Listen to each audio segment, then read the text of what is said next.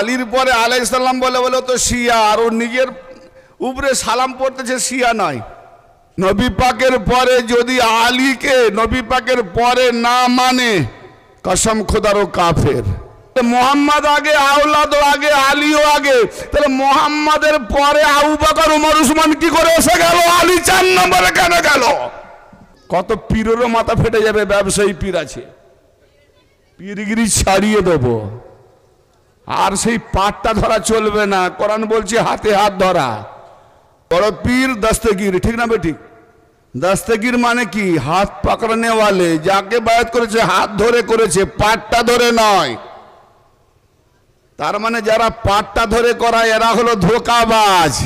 পাটটা ধরা মুরিদ, হ্যাঁ, সব ভেজাল। আসলেই তো নিজের হাতকে আল্লাহর হাত প্রমাণ দিতে পারবে না। আর তা না হলে আমি বাদশা,